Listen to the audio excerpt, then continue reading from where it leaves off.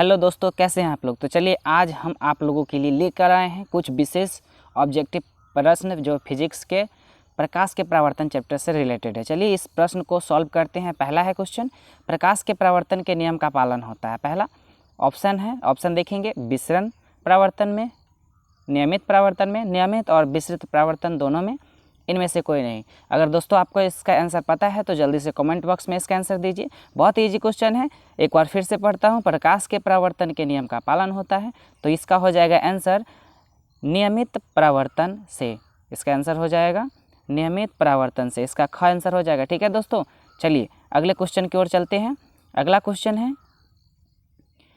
गोलीय दर्पण की परावर्तक सतह केंद्र कहलाता है। गोलीय दर्पण की परावर्तक सतह केंद्र कहलाता है। ठीक है, वो क्या है? पहला वक्रता केंद्र, दूसरा फोकस केंद्र, तीसरा ध्रुव, इनमें से कोई नहीं।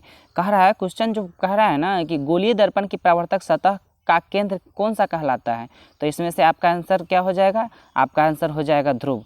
क्या आंसर हो जाएगा? आपका आंसर हो जाएगा ध्रुव। ठीक है दोस्तों, चलिए अगले क्वेश्चन पे चलते हैं। अगला क्वेश्चन है, जब वस्तु अनंत पर होती है तो अवतल दर्पण से बनने वाला वास्तविक प्रतिबिंब क्या कहलाता है? ऑप्शन पढ़ेंगे, फोकस तल पर होता है और अत्यधिक छोटे आकार का होता है, फोकस तल पर होता है और अत्यधिक बड़े आकार का होता है। देखिए उसमें छोटे तल बता रहा है और इसमें बड़ा आकार बता रहा है। ठीक है, इसका है तीसरा ऑप्शन, वक्रता तल पर होता है और अत्यधिक छोटे आकार का होता है। ठीक है, और चौथा है वक्रता तल पर तो होता ही है और अत्यधिक छोटे आकार का होता है। तो हमारा आंसर हो जाएगा फोकस। हमारा आंसर क्या हो जाएगा? देखेंगे, हमारा आंसर हो जाएगा फोकस तल पर होता है और अत्यधिक छोटे आकार का होता है, यानी कि क हमारा आंसर हो जाएगा। ठीक है ना, चलिए इसका साइज हम छोटा कर देते हैं, थोड़ा सा इसका साइज। चलिए अगले क्वेश्चन की ओर चलते हैं। अगला क्वेश्चन है, अवतल दर्पण से बनने वाला वास्तविक प्रतिबिंब तब छोटे आकार का होता है जब वस्तु दर्पण के, यानी कहाँ पे होता है, ठीक है ना, जब वस्तु दर्पण की किस जगह पे रखा जाए, वक्रता केंद्र पर होती है या वक्रता केंद्र और फोकस के बीच होती है, वक्रता केंद्र के परे होती है, यानी परे मतलब इसके बहुत ही दूर होती है, यानी बहुत दूर होती है। ठीक है, फोकस के अंदर होती है। तो कौन सा होता है? तो हमारा होता है वक्रता केंद्र के परे होता है। ठीक है दोस्तों, तो हमारा आंसर हो जाएगा ग। ठीक है, हमारा आंसर हो जाएगा ग। चलिए अगला क्वेश्चन देखते हैं, जब वस्तु फोकस पर होती है तो अवतल दर्पण से बनने वाला वास्तविक प्रतिबिंब क्या होता है? अनंत पर होता है और अत्यधिक बड़े आकार का होता है। अगला है अनंत पर होता है और अत्यधिक छोटे आकार का होता है।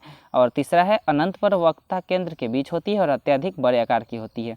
और चौथा है वक्रता केंद्र पर और फोकस के बीच होती है और अत्यधिक छोटे आकार की होती है। तो कौन सा आंसर होगा हमारा दोस्तों? तो हमारा हो जाएगा अनंत पर होती है और अत्यधिक बड़े आकार की होती है। ठीक है ना दोस्तों, हमारा का आंसर हो जाएगा। ठीक है, अगर आपको इसका आंसर पता है तो आप कमेंट बॉक्स में इसका आंसर देते रहिएगा। ठीक है दोस्तों, इससे आपको पता चलते रहेगा कि आप कितना जवाब दे सकते हैं क्वेश्चन का। ठीक है, अब देखिए, जब वस्तु अवतल दर्पण के वक्रता केंद्र और फोकस के बीच रखी जाती है तो दर्पण से बनने वाला प्रतिबिंब कैसा होता है? ठीक है दोस्तों, तो दर्पण से बनने वाला प्रतिबिंब कैसा होगा वो देखना है आपको। तो वो हो जाएगा वास्तविक और आश्रित, काल्पनिक, आभासी और आश्रित, और तीसरा है वास्तविक और आवर्धित, और चौथा है काल्पनिक यानी आभासी और आवर्धित। तो कौन सा हो जाएगा? यहाँ पे आपका आंसर हो जाएगा वास्तविक और आवर्धित। ठीक है, हमारा यहाँ पे ग आंसर हो जाएगा। ठीक है ना दोस्तों, तो चलिए अगले क्वेश्चन की ओर चलते हैं। अगला क्वेश्चन कह रहा है कि अवतल दर्पण के ध्रुव और फोकस के बीच वस्तु अगर रखी जाती है तो बनने वाला प्रतिबिंब कौन सा होगा? तो पहला है ऑप्शन वास्तविक और आश्रित होगा, दूसरा है आभासी और आश्रित होगा, तीसरा है वास्तविक और आवर्धित होगा, चौथा है आभासी और आवर्धित होगा। ठीक है दोस्तों, तो इसका आंसर आपका हो जाएगा आभासी और आवर्धित। ठीक है, आपका घ आंसर हो जाएगा दोस्तों। आप इसे नोट करते चलिए और अपना जवाब कमेंट बॉक्स में देते रहिए। ठीक है दोस्तों, आपका आंसर हो जाएगा आभासी और आवर्धित। ठीक है, अवतल दर्पण के ध्रुव और फोकस के बीच वस्तु अगर रखी गई है तो उसका बनने वाला प्रतिबिंब आभासी बनेगा और आवर्धित बनेगा। ठीक है दोस्तों, चलिए अगला क्वेश्चन देखते हैं। अगला क्वेश्चन है, उत्तल दर्पण के सामने वस्तु कहीं भी रखी जाती है तो बनने वाला प्रतिबिंब क्या होता है? अगर उत्तल दर्पण के सामने वस्तु कहीं भी रखी जाए ना तो वो काल्पनिक प्रतिबिंब बनेगा। कौन सा बनेगा? काल्पनिक प्रतिबिंब बनेगा। ठीक है दोस्तों, ये आप हमेशा ध्यान रखिएगा। ठीक है, इसका ख आंसर हो जाएगा। इसका दो और ऑप्शन है, मैं पढ़ के आपको दिखा देता हूँ। ठीक है, इसका ऑप्शन है, तीसरा है वास्तविक और आवर्धित, चौथा है वास्तविक और आश्रित। तो हमारा बनेगा काल्पनिक और आश्रित बनेगा। ठीक है, चलिए अगला क्वेश्चन पढ़ते हैं। किसी गोलीय दर्पण की वक्रता त्रिज्या अगर 50 सेंटीमीटर है तो उसकी फोकस दूरी क्या हो जाएगा, F बराबर r/2, यानी कि आप लोग फार्मूला जानते हैं कि F बराबर होता है r/2 होता है। ठीक है दोस्तों, F बराबर क्या होता है, r/2 होता है। ठीक है ना, तो उस फार्मूला के अकॉर्डिंग F बराबर r/2, इसके अकॉर्डिंग r का यहाँ पे 50 सेंटीमीटर डालेंगे और बाई 2 करेंगे तो कट के हमारा कितना आ जाएगा 25 सेंटीमीटर, यानी कि हमारा क आंसर होगा। कौन सा आंसर होगा, हमारा क आंसर हो जाएगा। ठीक है, चलिए अगला क्वेश्चन देखते हैं। अगला है, किसी गोलीय दर्पण के मुख्य अक्ष के समानांतर और निकटतर प्रकाश की किरणें मुख्य अक्ष पर एक बिंदु और अभिसरित होती है या एक बिंदु से अपसरित होती हुई प्रतीत होती है, इस बिंदु को क्या कहते हैं। तो इस बिंदु को हम मुख्य फोकस कहते हैं। क्या कहते हैं, हम मुख्य फोकस कहते हैं। हमारा ग आंसर होगा। ठीक है, मुख्य फोकस कहते हैं। कैसे कहते हैं, तो ध्यान से देखिए, क्वेश्चन में कह रहा है गोलीय दर्पण के मुख्य अक्ष के समानांतर और निकटतर, यानी कि उसके समानांतर जाएगा और निकट भी रहेगा। ठीक है, प्रकाश की किरणें मुख्य अक्ष पर एक बिंदु पर अपसरित होती है या एक बिंदु से अपसरित होती हुई प्रतीत होती है, इस बिंदु को हमेशा हम मुख्य फोकस कहते हैं। ठीक है, तो चलिए अगले क्वेश्चन को देखते हैं।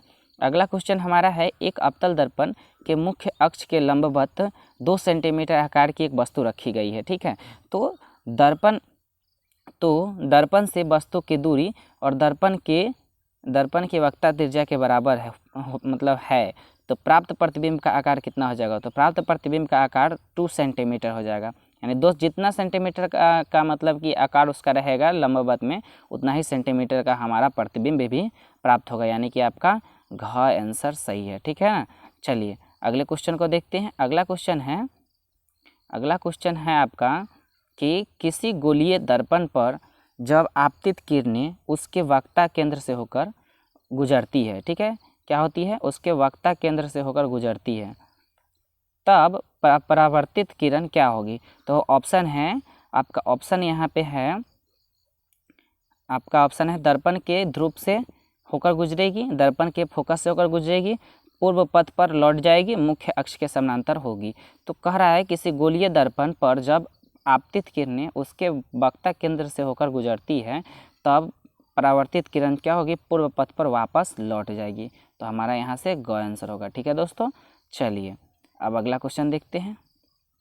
चलिए आज इतना ही रहने देते हैं। ठीक है, आज हम लोगों ने टोटल 12 प्रश्न किया, तो आज इतना ही रहने देते हैं। फिर इससे रिलेटेड अगले चैप्टर से रिलेटेड अगले वीडियो में हम आपको क्वेश्चन डालेंगे। ठीक है, तो आज के लिए इतना ही रहने देते हैं, फिर मिलते हैं आपसे नेक्स्ट वीडियो में। तब तक के लिए धन्यवाद, जय हिंद। और चैनल पे नए हैं तो चैनल को सब्सक्राइब कर दीजिए, लाइक कर दीजिए और दोस्तों में शेयर भी कर दीजिए। तब तक के लिए धन्यवाद।